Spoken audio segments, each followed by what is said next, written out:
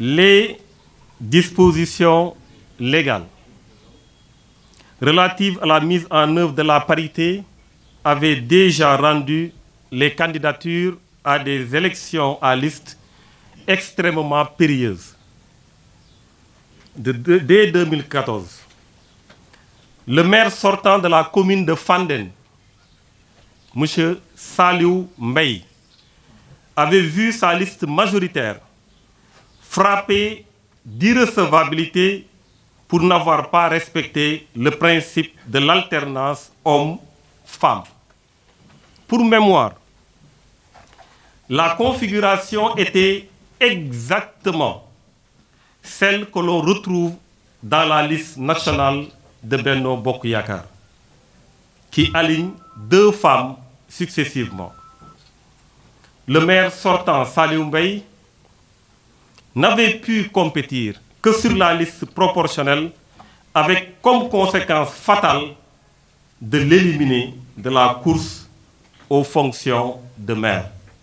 Il est à noter que la liste majoritaire de M. Saliou Mbaye était globalement paritaire, mais aucun redressement ne lui avait été permis dans le sens de rectifier la liste pour corriger le défaut d'alternance après avoir épuisé les différentes voies de recours. Le sort de M. Saliou Mbaye, maire d'une commune du département de Thiès, n'avait pas soulevé l'indignation de ceux-là, de tous bords, société civile, politique, démocrate, qui semblent découvrir l'extrême rigueur de la loi sur la parité durant l'ex-CEDEX. Le système des parrainages, institué aux seules fins d'éliminer des concurrents politiques, est venu rendre plus périlleuse la libre participation aux élections. Mais là également, tant qu'il s'est agi de recaler des candidats considérés comme étant de seconde ligne, l'émotion de certains gardiens du temple de la démocratie sénégalaise était très contenue.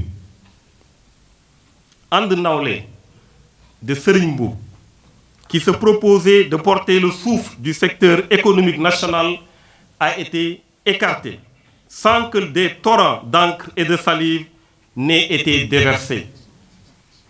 De même que les coalitions Gëm Sa Bopp et Jàmmi Gox Yi, qui ont pourtant été parmi les principaux animateurs des récentes élections locales.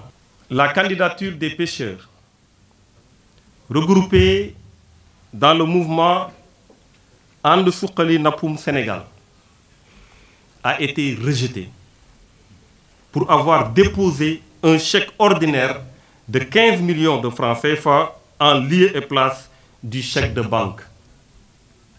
Sans doute est-ce là une des formes ultimes d'aberration liée non pas aux dispositions juridiques, mais à un arrêté. La caution de 15 millions était disponible, mais ne répondait pas à la forme exigée par l'arrêté. Peu se sont émus à ce qu'une liste de citoyens qui travaillent depuis des années à faire valoir leur droit de se faire représenter à l'Assemblée nationale ait été, pour des motifs aussi légers, rejetés, consciente qu'aucune faute ne lui serait pardonnée et attachée au respect de l'état de droit et de la démocratie. La coalition Aar Sénégal s'est inscrite dans une dynamique de respect strict de la loi en tant que liste candidate aux élections législatives du 31 juillet prochain. Aar Sénégal a subi directement les rigueurs de la loi durant tout le processus électoral. Directement.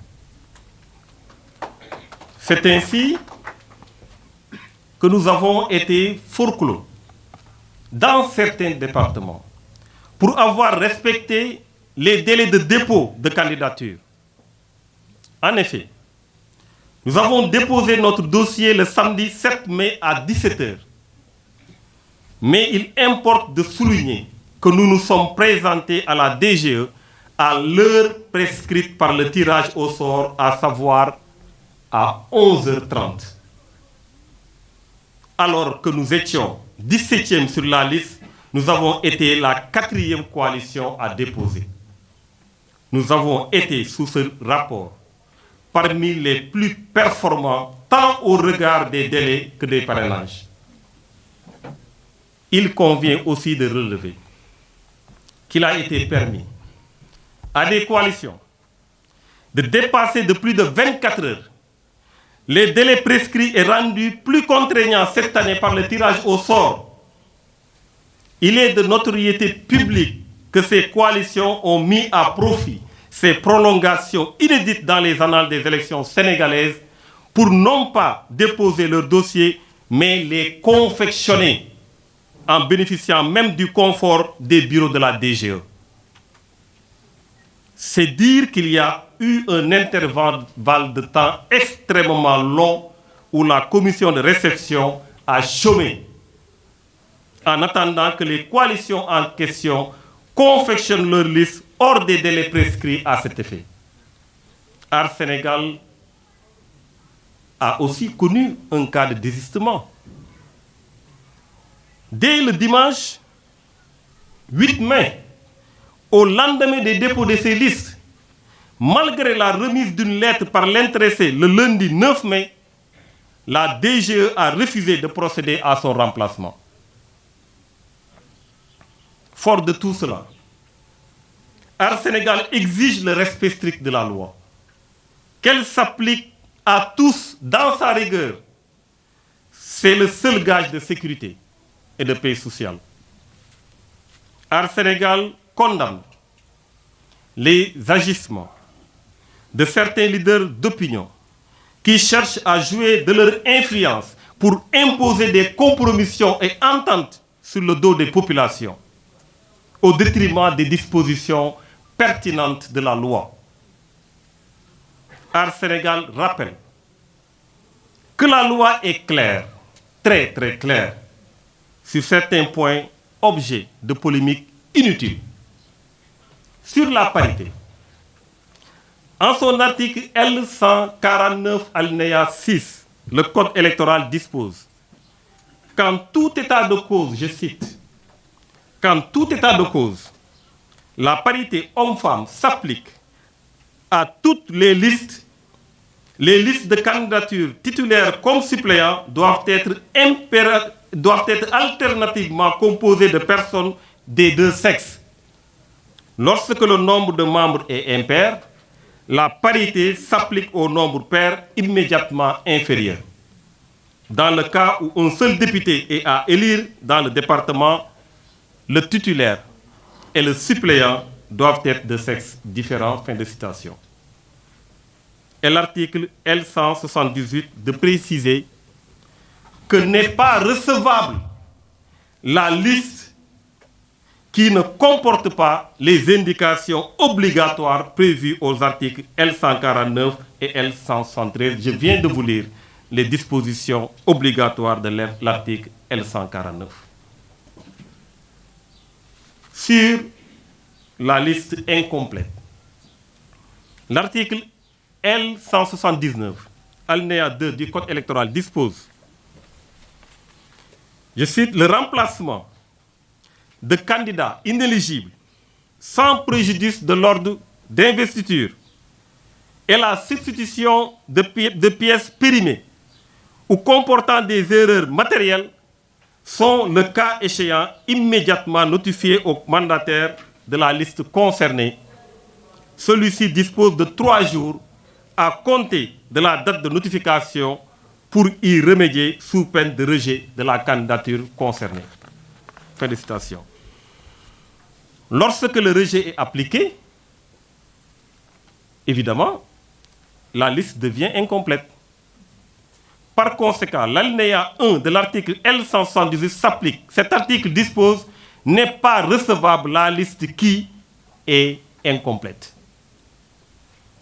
Sur l'indivisibilité de la liste nationale, l'article L154 alinéa 2 est clair. Il dispose, je cite, « Chaque liste de candidats au scrutin de représentation proportionnelle avec liste nationale comprend 50 candidats suppléants. Chaque liste de candidats au scrutin de représentation proportionnelle avec liste nationale comprend 50 candidats suppléants. Il s'agit par conséquent et en l'espèce d'une liste unique composée de 53 titulaires et de 50 suppléants.